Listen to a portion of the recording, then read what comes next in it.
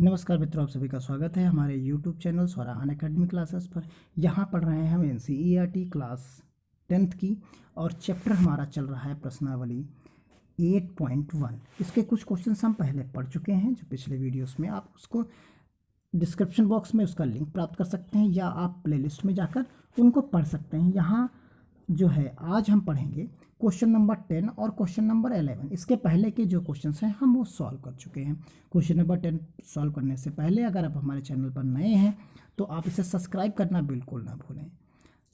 Subscribe करने के बाद बगल में बेल आइकन जो दिया गया है उसे पुश करना बिल्कुल भी ना भूलें। आइए शुरू करते हैं क्वेश्चन नंबर 10। देखिए इसमें बताया गया कि एक हमारे पास समकोणीय राइट एंगल है PQR और इसमें PR plus QR equal to 25 और PQ की मान हमें दिया गया है। और इसी तरीके से साइन P कॉस P और टेन P का मान भी हमें ज्ञात करना है। जो ये दो चीज़ें वैल्यू दी गई हैं और हमें फाइंड आउट करना है साइन P कॉस P और टेन P।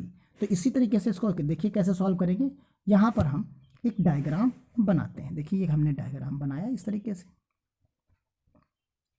और हमने मान लिया कि ये हमारा P है, ये हमारा Q है और ये हमारा R है। इसको हमने माना X, इसे हमने माना जो हमें दिया गया है वो 5 है। अब अगर हम इसको पाइथागोरस प्रमेय का प्रयोग करते हैं, पाइथागोरस थ्योरम का प्रयोग करेंगे तो देखिए क्या निकलेगा। जैसे हमें जो दिया गया है PR plus QR equal to 25। अब समझिए तो PR देखिए जो हमारे पास PR है ये है और QR जो हमारे पास ये है और PQ हमारे पास ये है। तो ये स्टेटमेंट हमें दिया गया। इसी तरीके से हमें दिया गया है PQ इक्वल टू 5 सेंटीमीटर, आप समझ सकते हैं। और आप देखेंगे जब यहाँ पर हम पाइथागोरस प्रमेय का प्रयोग करेंगे तो आपको मिलेगा PR square equal to QR square plus PQ square. तो यहाँ पर जब सारे हम मान रखेंगे तो आप देख सकते हैं जो चीज़ हमें यहाँ पर मिलेगी तो उसके तहत हम देखेंगे कि हमें जो PR मिलेगा, हमने जो मान रखा है ये X माना है, ये हमारे पास क्या है 5 है। तो यहाँ जो हम मानेंगे वो चीज़ हमारे पास लेट करने के लिए जो थी वो 25 माइनस X थी। ये चीज़ हमने यहाँ पर हम मान लिया। अब देखिए यहाँ पर हम जैसे ही इसको पुट करेंगे तो ये 25 माइनस X होगा का होल स्क्वायर इक्वल टू यहाँ आपको मिलेगा X स्क्वायर और फिर यहाँ मिलेगा 5 का होल स्क्वायर। आप जब ओपन करोगे तो देखिए आपको क्या मिलेगा। यहाँ मिलेगा 625 माइनस आपको 50x मिलेगा प्लस X स्क्वायर मिलेगा इक्वल टू X स्क्वायर और प्लस 25 आपको यहाँ मिल जाएगा। तो ये X और X कैंसिल आउट हो गया। आप इसको इधर लेके आएंगे तो देखिए यहाँ मिलेगा आपको 625 माइनस 25 इक्वल टू 50x।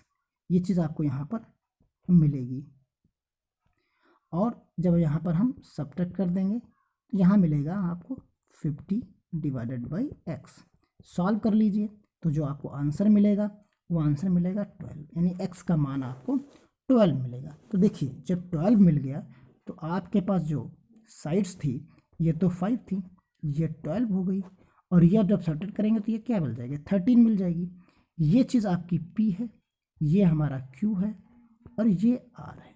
अब आपको जो मान चाहिए, जैसे मान को चाहिए साइन P इक्वल टू, तो क्या होता है परपेंडिकुलर, तो परपेंडिकुलर हमारा ये आएगा इसके सापेक्ष, यानी इसके जो सम्मुख होगा। तो यहाँ पर RQ डिवाइडेड बाई क्या लिखेंगे हम PR, ये चीज़ लिखेंगे और यहाँ जैसे ही हम ये चीज़ लिखेंगे तो ये 12/13 आपको आंसर मिल जाएगा। इसी तरीके से जब हम cos P की बात करेंगे तो cos P में हमारे पास होगा PQ डिवाइडेड बाई PR। तो यहाँ आपको जो आंसर मिलेगा 5/13 मिल जाएगा।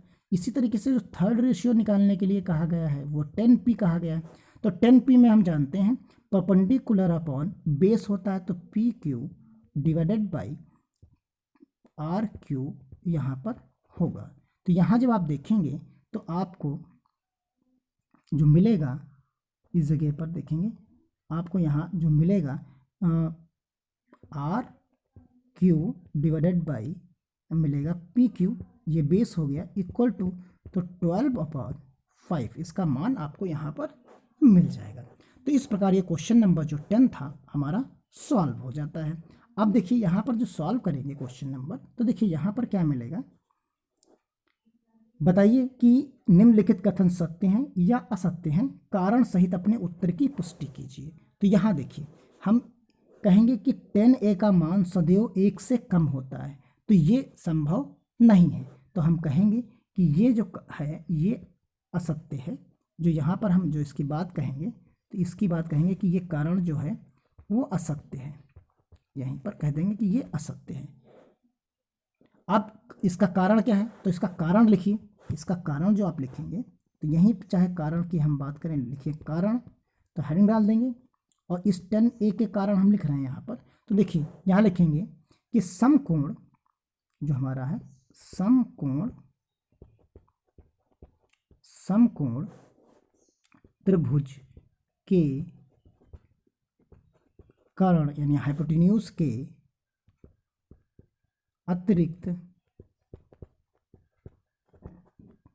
अतिरिक्त अन्य दो भुजाओं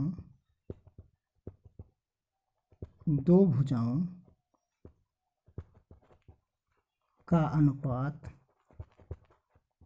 अनुपात 1 के समान या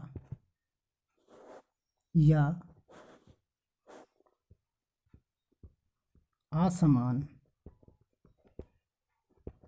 हो सकता है। तो ये इसका कारण हो जाएगा, रीज़न हो जाएगा। अब इसी अगर दूसरे की बात करते, देखिए यहाँ कहेगा कोण ए के किसी भी मान के लिए सेक 12/5 होगा। तो आप जानते हैं कि इसका जस्ट रिवर्स जो होता है ये सत्य हम कह सकते हैं। देखिए ये सत्य होगा।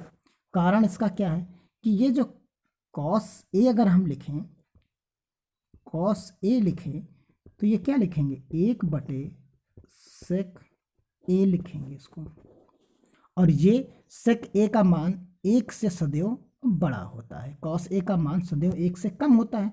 इसका मान जो है हमेशा 1 से कम होगा, और इसका मान जो सेक है ए, इसका मान सदैव 1 से बड़ा होगा। तो आप देख सकते हैं यहाँ पर जो मान दिया जा रहा है वो 1 से बड़ा है, तो इसलिए ये सत्य हो जाएगा। तो आप यहाँ पर लिख देंगे कारण में कि कॉस ए का मान हमेशा 1 से कम होगा, और सेक का मान सदैव जो है वो 1 से बड़ा होता है, जो कि यहाँ 12/5 है।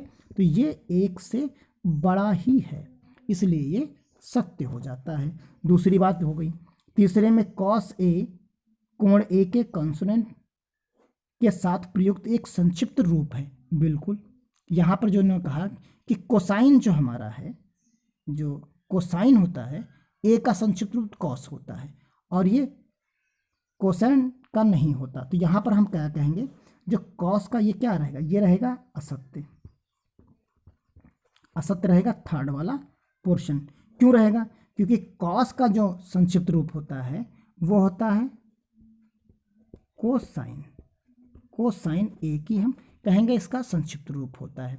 इसी तरीके से आप आ जाइए फोर्थ वाले पार्ट में, तो कॉट ए, कॉट और ए का गुणनफल होता है, तो ये भी असत्य है। ये क्या कहेंगे, ये असत्य है। ये यहाँ पर गुणनफल नहीं होता, जो है ए का गुणनफल नहीं होता, कॉट का कोई अर्थ नहीं है। कॉट ए का ही एक त्रिकोणमितीय अनुपात होता है। अगर हम सिर्फ कॉट लिखेंगे तो इसका कोई मतलब नहीं होता, जब तक हम कोण को साथ में नहीं लिखेंगे। जब हम कोण को साथ में लिख देंगे तभी इसका त्रिकोणमितीय अनुपात होता है। ये एक त्रिकोणमितीय अनुपात है। आप कह सकते हो कि कॉट ए एक ही त्रिकोणमितीय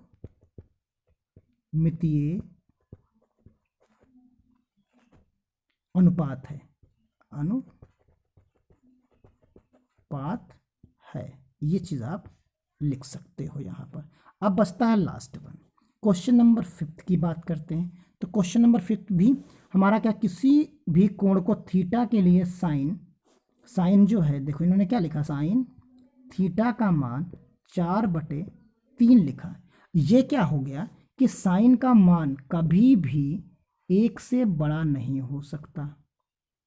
तो 1 से, साइन का मान 1 से अधिक है, जबकि साइन थीटा का मान कभी भी यानी 1 से बड़ा नहीं हो सकता। तो 1 से बड़ा नहीं हो सकता, यहाँ आपको 1 से बड़ा दिया गया है। तो इसलिए ये जो कथन है हमारा ये वाला, ये क्या हो गया, असत्य हो गया। साइन का, कॉस का ये मान जो है हमेशा 1 से छोटे होते हैं। तो इसलिए हमेशा आप याद रखिए। तो ये कुछ क्वेश्चंस थे जो इस एक्सरसाइज के बच गए थे, उन्हें अभी हमने यहाँ पर सॉल्व कर लिया है। अब मिलते हैं अगली एक्सरसाइज में अगले क्वेश्चंस के साथ। धन्यवाद। जय हिंद, जय भारत।